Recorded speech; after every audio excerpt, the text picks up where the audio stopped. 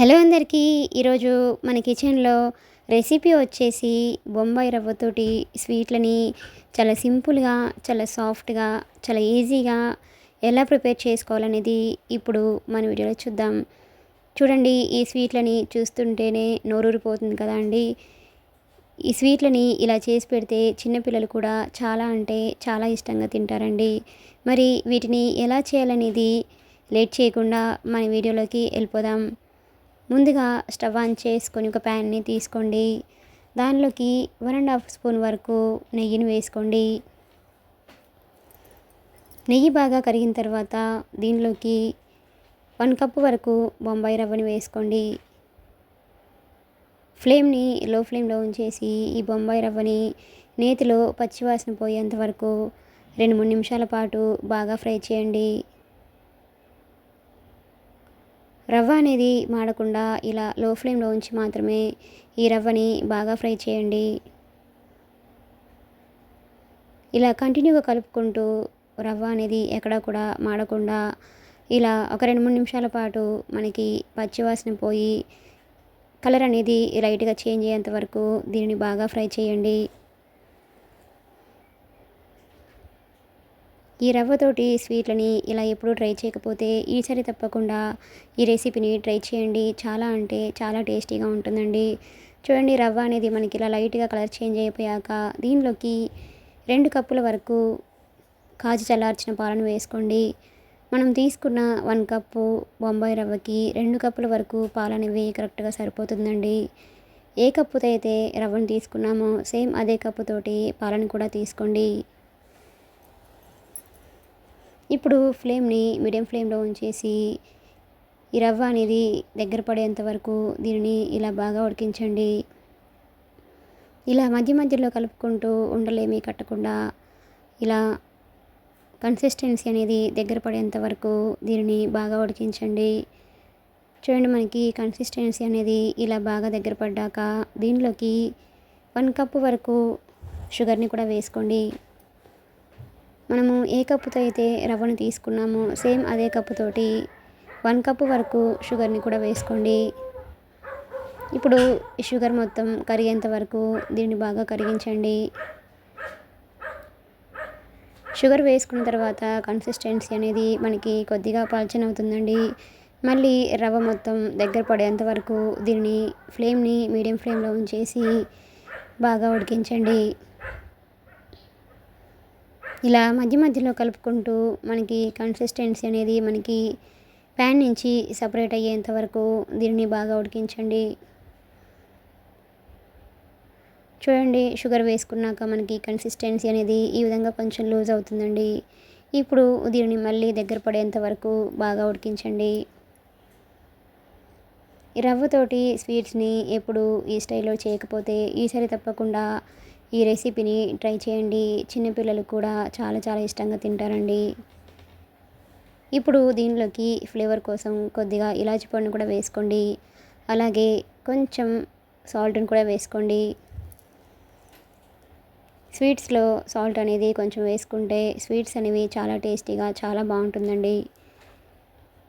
ఇప్పుడు ఇవన్నీ కూడా కలిసేటట్లుగా ఇలా ఒకసారి బాగా కలుపుకొని కన్సిస్టెన్సీ అనేది మనకి ఇలా బాగా దగ్గర పడ్డప్పుడు దీనిలోకి 1 స్పూన్ వరకు నెయ్యి కూడా వేసుకొని మరొకసారి దీనిని బాగా కలపండి.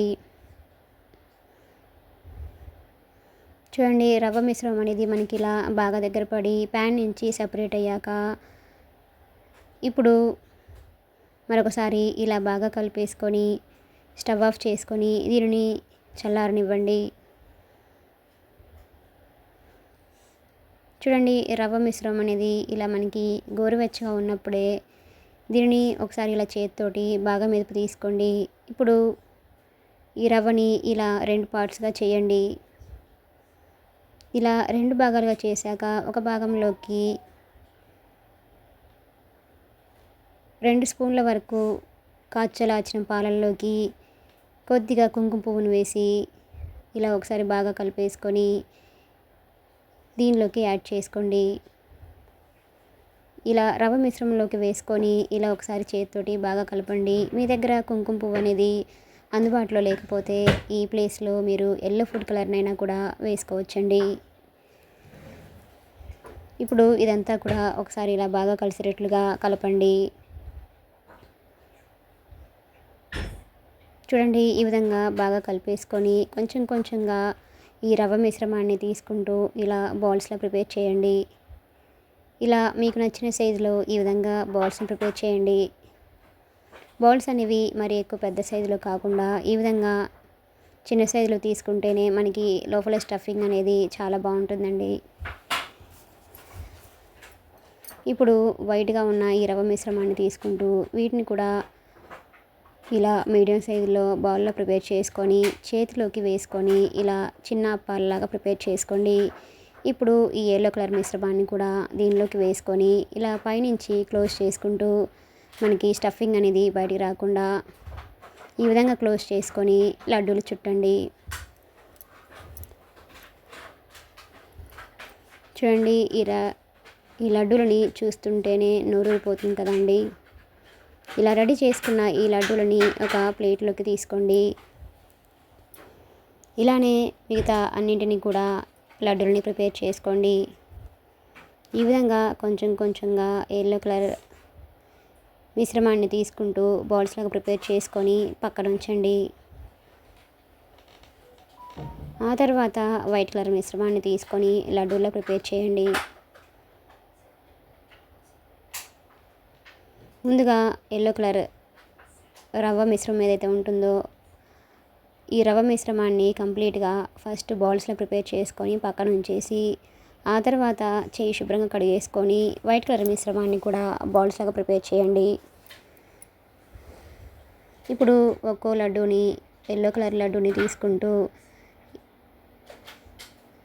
వైట్ కలర్ మిశ్రమం ఏదైతే ఉందో ఈ రవ్వ మిశ్రమాన్ని తీసుకుంటూ ఇలా బాల్స్లా ప్రిపేర్ చేసుకొని అరచేతిలో వేసుకొని ఇలా చేతిలో వేసుకొని ప్రెస్ చేసినట్లుగా చేయండి.